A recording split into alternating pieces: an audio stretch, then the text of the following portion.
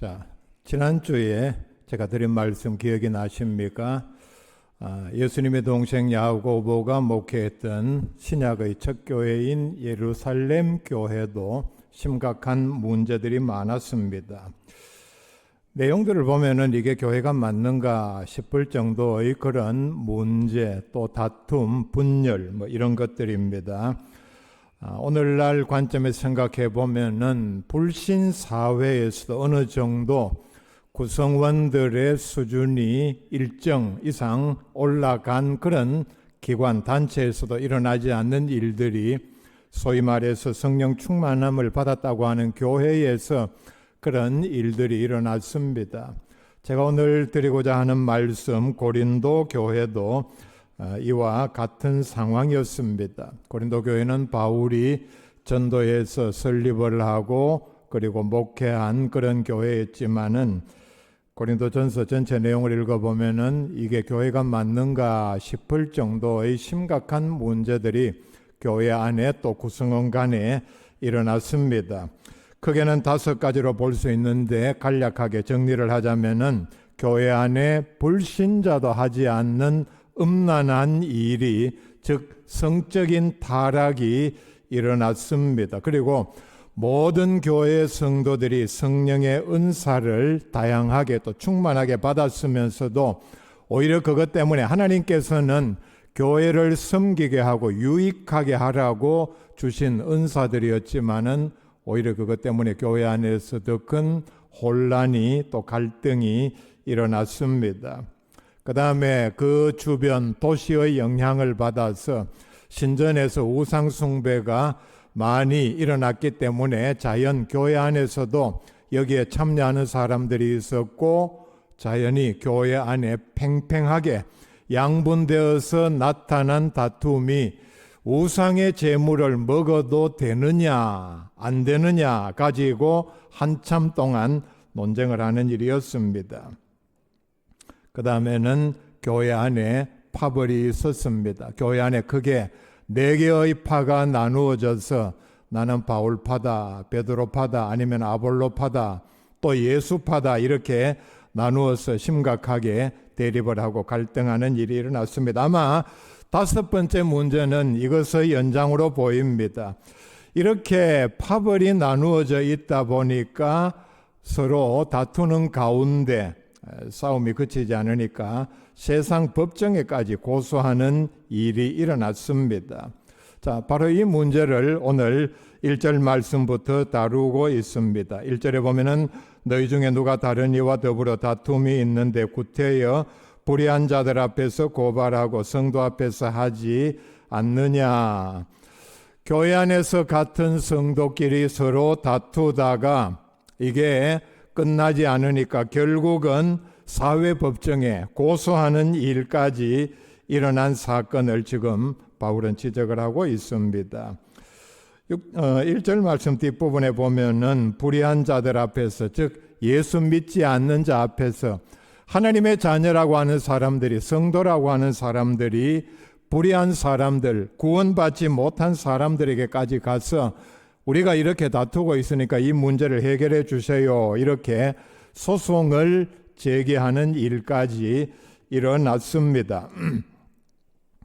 1절 말씀만 가지고는 이게 당사자들이 어떤 사람인지, 그러나 교회 안에 성도들인 것은 분명합니다. 그리고 무엇 때문에 다투는지는 분명하게 알 수 없습니다. 그런데 5절과 6절 말씀에 보면은 그 형제 간의 일을 판단할 만한 지혜 있는 자가 이같이 하나도 없느냐. 자, 그 다음에 형제가 형제와 더불어, 이게 실제 친형제 간인지 아니면은 교회 안에서 흔히 말하는 모든 그리스도인은 하나님의 자녀의 형제라 이렇게 부르는 그런 형제 간인지 분명하지를 않습니다. 또 하나 분명하지 않은 것은 무엇 때문에 다투는지, 친형제 간이라면 아마 재산 상속 문제 가지고 다투는 그런 가능성이 제일 많습니다. 자, 바울이 여기서 지적을 하는 것은 먼저는 교회 안에서 덕 있는 성도들끼리 아니면 중직자가 나서서 조정을 하고 화해를 시키고 중재를 시켜야 하는데 결국은 이것이 되지 않아서 아마 시도는 했겠죠. 그러나 당사자들이 듣지 않으니까 결국은 세상 법정에까지 간 것을 말씀을 하고 있습니다. 이 말씀을 받은 교회 대상자들은 고린도 교회입니다. 지금은 바로 그리스입니다. 아마 그 당시에 그리스 문화에 접어 있었는데 정작 중요한 것은 바로 이때 이 그리스도 로마 제국의 식민지였기 때문에 여기서 말하는 불의한 자들에게 가서 재판을 한다 하는 것은 바로 로마 제국의 법정을 가리킵니다. 이 당시에 이미 로마 제국의 법정은 오늘날의 법정과 거의 같은 제도를 가지고 있습니다. 당사자들이 변호인 아니면은 또 형사재판 같으면은 그 검사 같은 사람이 이렇게 판사 앞에서 소를 제기하고 그 다음에 또 변호하고 서로 공방을 벌이고 이렇게 공개 재판을 원칙으로 했습니다. 이 당시의 풍습을 보면은 마땅한 어떤 오락거리가 없었던 때에 이런 재판은 매우 큰 구경거리였습니다. 그래서 법정에 가면은 당사자들이 아니면은 판사 앞에서 이렇게 공방을 벌이는 가운데 공격을 하고 비난을 하고 방어를 하고 또 이런 것이 하나의 큰 구경거리가 되었습니다. 그런데 바울의 입장에서는 또 아마 이 교회 성도들의 입장에서는 같은 교회 성도 간에 이런 일이 벌어지니 교회는 부끄러움을 당하고 아마 이게 소문이 나면은 야 요즘 어느 법정에서 무슨 일로 재판을 하는데 이게 다 어느 교회 교인들이라 그러더라. 교회 집사 권사끼리 이렇게 서로 고소를 하고 싸움을 멈추지 못해서 세상 사람들이 구경하는 가운데서 부끄러운 줄도 모르고 이런 싸움을 한다 하는 그런 소문이 퍼졌을 것입니다. 그래서 바울도 멀리 있으면서 이 소문을 듣고서 책망을 하고 있습니다. 1절의 말씀의 내용은 너희들이 그 교회 안에 그런 사소한 문제를 교회 안에서 해결하지 못하고 성도라고 하면서 불신자들 앞에서 이렇게 망신을 자초하느냐. 너희들 중에 이런 일을 2절에 보면 이걸 지극히 작은 일이라고 했습니다. 이런 작은 일 하나 제대로 판단할 능력이 있는 사람이 없느냐 책망을 하고 있습니다. 왜냐하면은 성도는 엄청난 능력과 지혜, 판단력을 가졌다 이미 말씀을 합니다. 2절과 3절에서 성도의 판단력에 대하여 말씀을 하고 있습니다. 우리 모든 그리스도인은 하나님께서 주신 지혜와 이성과 상식을 가지고 놀라운 판단력을 가지고 있는데 그 사실을 너희들이 몰랐느냐. 사람들이 살아가면서 자신의 역할을 잘하기 위해서 모든 사물을 보고 아니면 되어지는 일 또 어떤 사람이 평소에 하는 말과 행동을 보고 제대로 판단하는 일은 매우 중요합니다. 판단력은 바로 이렇게 주변에 일어나는 일을 보고 아니면 겉으로 드러난 모든 이런 내용만 보고서도 사리를 어느 정도는 판단할 수 있는 능력이 있어야 한다는 뜻입니다. 옛날부터 우리 조상은 사실은 중국에서 들어온 말입니다. 신은섭판이라는 유명한 말을 했습니다. 예로부터 사람의 됨됨이를 판단하는 4가지 기준이 있는데 바로 이 신은섭판입니다. 신, 몸신자죠. 몸을 보고 아니면은 얼굴 용모를 보고 또 행동하는 것을 보고 이게 다 몸으로 드러나지 않습니까? 첫째로 사람을 판단하는 기준이다. 두 번째 말하는 것을 보고 물론 100%를 다 할 수 없습니다. 사람들 가운데는 매우 영악해서 생각에는 없는 그리고 겉으로만 점잖은 말을 하는 사람도 들어있기 때문입니다. 이 사람이 어떤 일에 대해서 어떤 말을 하는가, 그렇죠? 어떤 말을 하는가 하는 것은 성경에서도 매우 중요한 요소로 말씀을 하고 있습니다.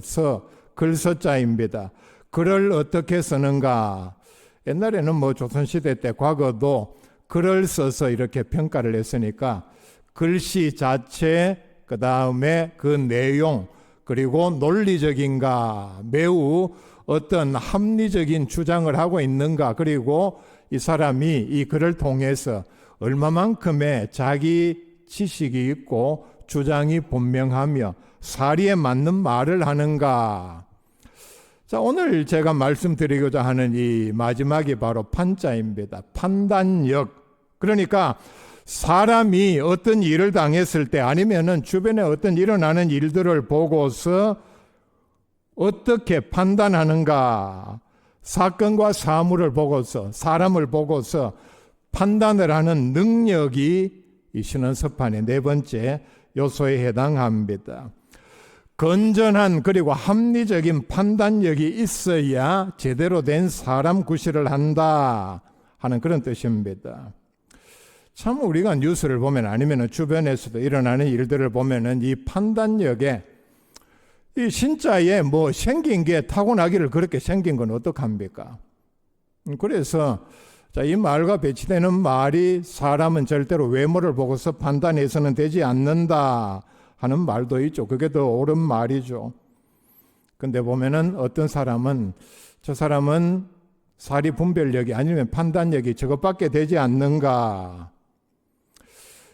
실제로 있었던 일인데 우리나라의 어떤 유명한 연예인 가운데 결혼을 할 때 주변 모든 사람이 다 말렸습니다. 그 남편감 되는 사람은 자신을 이렇게 소개했습니다. 어떤 재벌의 아들이고 자기는 지금 엄청난 재산이 있다 속였는데 주변에 아는 모든 사람은 사기꾼이라고 말렸습니다. 사기꾼이니까 절대로 결혼하면 되지 않는다. 모든 사람이 말렸는데도 말 듣지 아니하고 결혼을 했습니다. 여러분, 결과가 어떻게 된지 아십니까? 실컷 망신당하고 얻어맞기까지 하고 남편은 교도소 가고 엄청난 손해를 보고 그리고 결국은 이혼을 하고 말았습니다. 큰 피해를 봤다는 얘기입니다. 우리 주변에서 흔히 일어나는 일, 사기를 당한다든지. 자, 바로 얼마 전에 신문에 났습니다. 일주일 전입니다. 아직도 장영자에게 사기를 당하는 사람들이 있습니다. 참 놀라운 일이죠. 장영자가 언제적 사기꾼입니까? 그리고 나오면은 또 사기를 쳐서 교도소 가고 이런 걸 5번인가 6번 반복했습니다. 교도소에서 사기죄로 수십 년간 복역한 사람입니다. 나와서 또 사기를 치는데 그 사기에 걸려든 사람이 있습니다. 야, 참 이 정도 되면은 그 판단력이 돈을 엄청나게 많이 빌려줄 그런 정도의 돈이 있으면은 돈도 있는 사람인데 참 그런 판단력을 가지고 어떻게 세상을 살았는지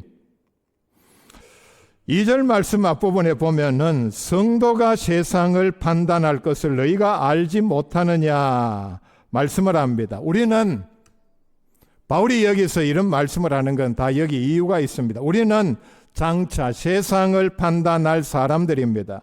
마태복음 19장 28절에 예수께서 이르시되 내가 진실로 너희에게 이르노니 세상이 새롭게 되어 인자가 자기의 영광의 보좌에 앉을 때에 나를 따르는 너희도 12보좌에 앉아 이스라엘 12지파를 심판하리라 말씀을 합니다.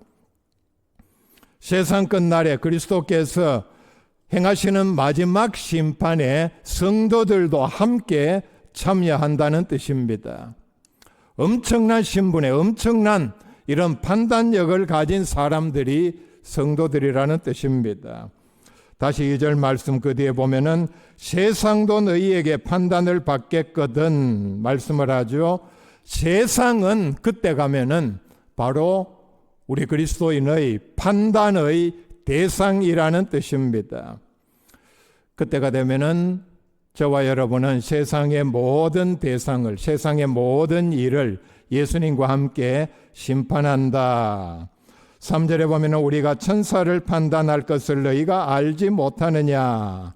여기서 말하는 천사는 자기의 위치를 지키지 아니하고 교만해서 범죄해서 타락한 천사, 즉 사탄을 가리킵니다.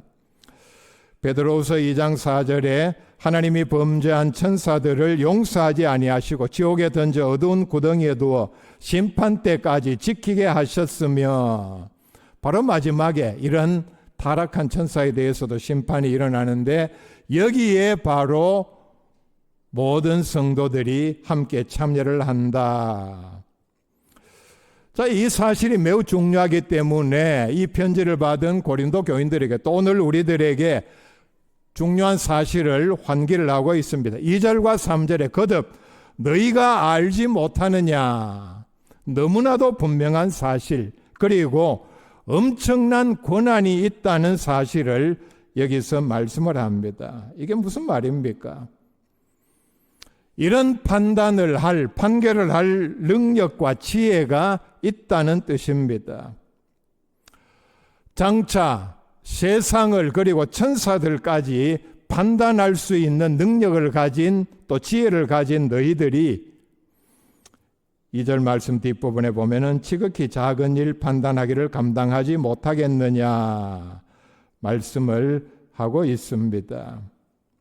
지극히 작은 일, 지극히 작은 사건이라는 뜻입니다. 다른 번역에 보면은 그 정도의 사건 하나도 판단하지 못하느냐. 그 정도의 작은 사건 하나는 1절에 나오는 성도 간의 다툼, 그 다툼의 이유를, 그러니까 누가 잘못했는지 잘했는지를 판단할 능력이 있는 사람이 너희 가운데 한 사람도 없느냐는 책망입니다. 3절 말씀 뒷부분에 보면은 그러하거든 하물며 세상 일이랴 같은 말씀을 하고 있죠. 세상 일, 이 세상에 속한 사소한 사건, 또는 다른 번역에 보면은 세상 일쯤이야. 자, 여러분, 사람 간에 세상에서 분쟁이 일어나고 다툼이 일어나는 이유가 뭡니까? 다 그러한 일들입니다. 대부분에 보면은 어떤 말 때문에, 아니면은 감정 때문에, 아니면은 잘못한 일, 실수 때문에, 고의적으로 한 일, 아니면은 돈 때문에. 자, 사정 얘기를 다 들어보면은 누가 봐도 고의적으로 편견을 가지고 그 사람 편을 들지 않는 이상은 우리가 적어도 하나님께서 주신 양심이 있다면은 다 판단할 수 있는 일들입니다. 장차 세상과 천사들까지 판단하게 될 위치에 있는 성도들이 세상 일 작은 것 하나 판단하지 못하느냐 책망을 하고 있습니다. 우리에게는 이런 판단을 할 충분한 능력이 있다 그랬죠. 장차 세상까지도 천사들까지도 판단할 그런 자격이 주어져 있기 때문입니다. 그러므로 우리는 살아가면서 또 특별히 믿음 생활을 가는데 잘 살펴서 판단을 해야 합니다. 믿음 생활에 상당히 중요한 영역입니다. 사리 분별을 잘해야 한다는 뜻입니다. 히브리서 5장 14절에 보면은 단단한 음식은 장성한 자의 것이니 그들은 지각을 사용함으로 연단을 받아 선악을 분별하는 자들이니라 말씀을 합니다. 자, 이 말씀이 우리에게 주는 교훈은 참 우리가 잘 이해하고 적용해서 우리의 믿음 생활의 모범으로 삼아야 합니다. 성숙한 믿음의 성도들은 결론적으로 보면은 선악을 분별하는 사람들입니다. 믿음 생활에서 선악을 분별하는 일은 매우 중요합니다. 이게 선한 일이냐, 악한 일이냐, 아니면은 저 사람이 선하냐, 아니면은 악하냐. 물론 절대적인 선과 악은 없습니다. 자, 그런 경우에 상대적으로 누가 더 악하고 누가 더 선하냐. 우리가 죄를 짓지 않기 위해서, 타락하지 않기 위해서 내 앞에 다가온 어떤 일에 대해서 이 일이 선하냐 악하냐, 즉 결론적으로 그 결과에 따라서 내가 하나님을 기쁘시게 할 수 있느냐 아니면은 진노하게 할 수 있느냐 결과를 초래하기 때문입니다. 그러기 위해서는 이 말씀에 보면은 하나님의 말씀을 열심히 공부하고 믿고 우리의 모든 삶 가운데서 적용을 해야 합니다. 중간에 보면은 지각이라는 말이 나옵니다. 지각, 즉 하나님의 말씀을 통해서 우리가 부지런히 공부를 해야 영적인 분별력이 생긴다는 뜻입니다. 영적인 분별력이 없으니까 우상숭배 같은 거는 내가 이걸 해도 이게 조상에게 경의를 표하는 거니까 죄가 되지 않는다 이렇게 생각이 쉽습니다. 그 이유 가운데 또 하나는 내가 이렇게 함으로 어떤 사람에게 아주 나쁜 손해를 끼치는 게 아니기 때문이다. 이게 이제 기본적인 양심만 가지고 판단을 하면 이런 일이 생긴다는 얘기입니다. 영적인 분별력이 없으니까. 왜? 하나님의 말씀을 깊이 연구하고 공부한 적이 없으니까. 그래서 우리 조상 대대로부터 많은 사람들이 조상 숭배를 심지어는 어떤 캐톨릭에서는 그렇게 가르치죠. 조상 제사는 우상 숭배가 아니고 우리 조상을 공경하는 미풍양속이다. 이게 이제 하나님의 말씀에 대한 이해가 떨어지니까 이런 생각에 이런 주장이 넘어갑니다. 그 다음에 보면은 이 말씀에 연단을 받아, 즉 말씀을 행하는 훈련이 우리에게 있어야 한다는 뜻입니다. 말씀을 행하지 않으면은 알면서도 절대로 우리가 어떤 사리 판단력을 키울 수 있는 연단을 쌓지를 못합니다.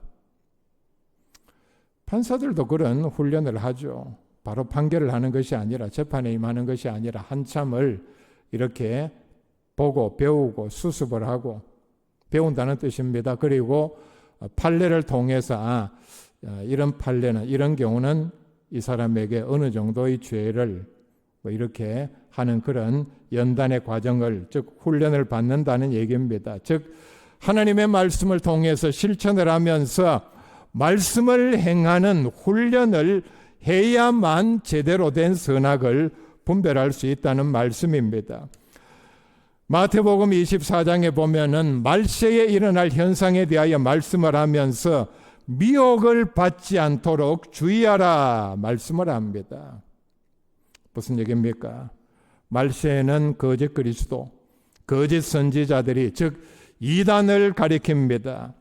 이들이 날뛰는데, 그리고 온갖 방법을 다 동원해서 하나님의 자녀들까지도 미혹하려고 하는데, 미혹을 당하지 않으려면은 말씀과 기도로 깨어 있어야 한다는 뜻입니다. 간단하게 말씀드리면은 한국에 위세를 떨치고 있는 어떤 이단 가운데는 명백하게 성경에 잘못된 내용을 가리킴에도 불구하고 그 구절을 주의 깊게 읽어봤다든지 아니면은 거기에 대한 설명을 들었으면은 쏘가 넘어가지 않을 것인데, 그걸 모르니까 거기에 쏘가 넘어간다는 얘기입니다. 여러분, 한국에 참 번성하는 독버섯같이 퍼지는 많은 이단들이 있죠. 엄청나게 엉터리임에도 불구하고 예수 믿는 사람 가운데도 거의 대부분 거기에 쏘가 넘어간다는 사실입니다. 그러니까 이런데 쏘가 넘어가지 않도록 말씀과 기도로 깨어 있어야 한다. 계속해서 말씀을 합니다. 마태복음 10장 16절에 보라, 내가 너희를 보냄이 양을 이리 가운데로 보낸과 같도다. 그러므로 너희는 뱀같이 지혜롭고 비둘기같이 순결하라. 이 시대에는 우리를 노리는 마귀들이 설치기 때문에 비둘기같이 순결해서만 절대로 되지는 않습니다. 여러분, 우리는 거룩해야 합니다. 순결해야 합니다. 하나님의 자녀된 첫 번째 성품입니다. 이것만 강조해서 세상에 나가서 나는 비둘기처럼 순결하게 내 믿음을 지킨다, 절대로 되지 않습니다. 예수님께서 뭘 먼저 말씀을 했습니까? 비둘기처럼 순결해야 한다 보다 뱀처럼 지혜로워야 한다. 자, 이 당시에 그리고 더 고대로 올라가서 이집트 시대부터 뱀은 지혜의 상징으로 생각을 했습니다. 뱀은 신체 구조상 다른 모든 동물에 비해서 매우 불리한 구조를 가지고 있습니다. 털도 없죠, 가죽도 없죠, 발도 없죠. 그 다음에 기어 다녀야 하는 열에도 추위에도 매우 약합니다. 그렇기 때문에 자기 주변에서 어떤 일이 일어나고 있는지 매우 주의를 하고 경계를 기울인다는 얘기입니다. 우리가 세상에서 그리스도인으로서 양처럼 아니면 비둘기처럼 살아가는 데 있어서 믿음의 순수함만 가지고는 되는 게 아니라 시대를 지혜롭게 잘 살펴야 한다는 뜻입니다.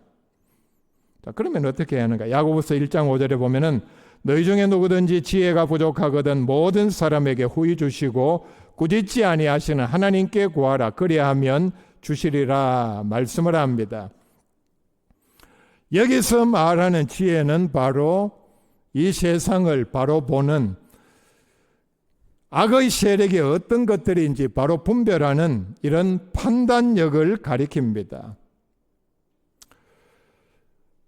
말씀에 의하면은 지혜를 타고나는 사람은 없습니다. 어떤 게 지혜냐? 자기 스스로 생각해서 나는 지혜가 부족하다 느끼는 게 첫 번째 지혜입니다. 자기 스스로 똑똑한 줄 아는 것은 절대로 지혜가 아닙니다. 조조가 제 꾀에 넘어간다 그랬죠. 우리 모든 그리스도인들은 자기의 지혜가 부족하다는 사실을 알고 하나님께 구해야 합니다. 그래야 뱀처럼 지혜 있게 이 세상을 잘 분별할 수 있습니다. 자, 그러면은 지혜를 구해서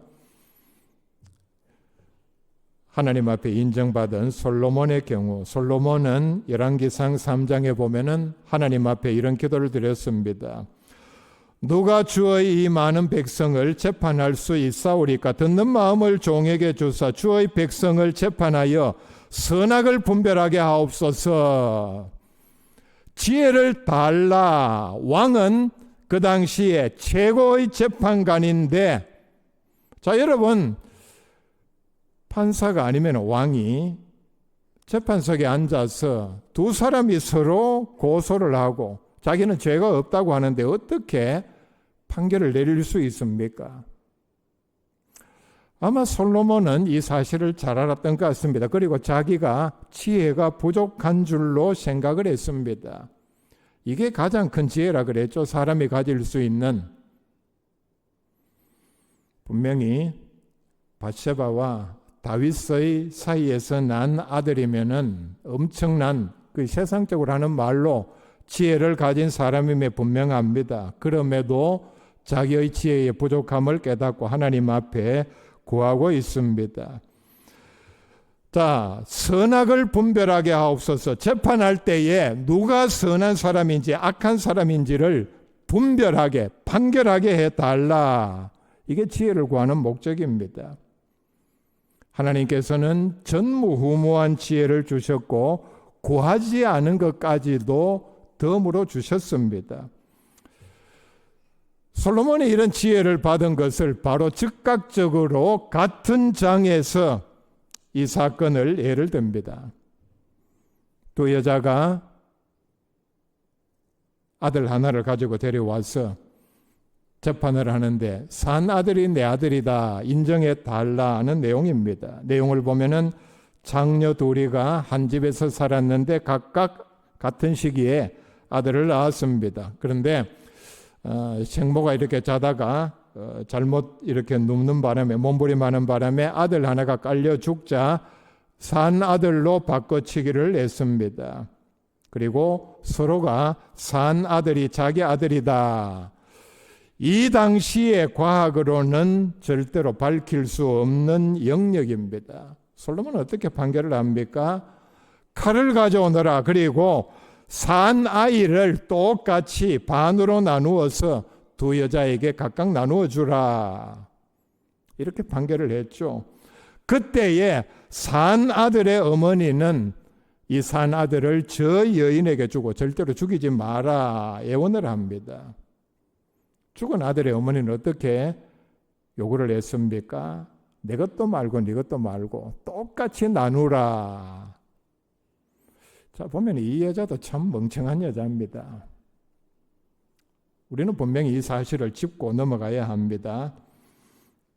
자, 그런데 이 판결이 바로 오늘날 불신자들도 3000년이 지났죠.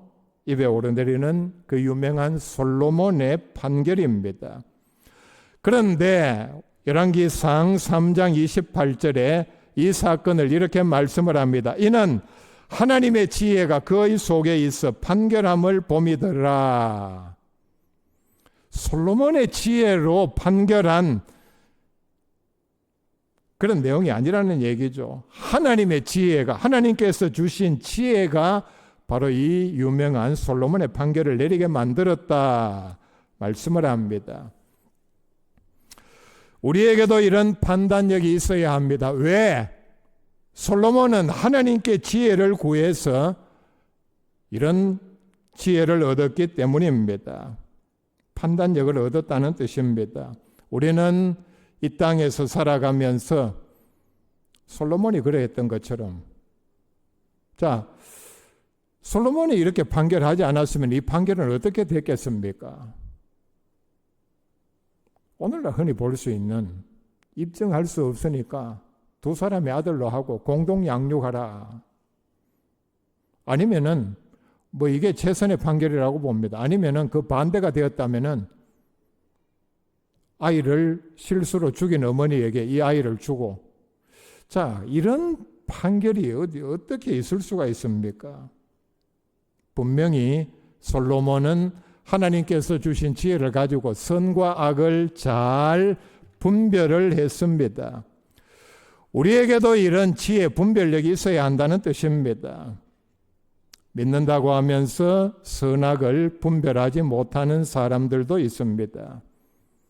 보면은 분명히 누가 봐도 조금만 한 발짝 물러서서 보면은 악한 사람인데, 그런 악한 사람 좋아하고 찾아가고 도와주고 옳다고 주장하는 사람들이 그리스도인들 가운데도 많이 있습니다. 잠언 17장 15절에 악인을 의롭다 하고 의인을 악하다 하는 이 두 사람은 다 여호와께 미움을 받느니라. 자, 여러분, 세상이 어지럽고 혼탁한 이유 가운데 하나가 바로 여기에 있습니다. 그리스도인이라고 하면서 악한 사람 편을 들고 옳다고 하고,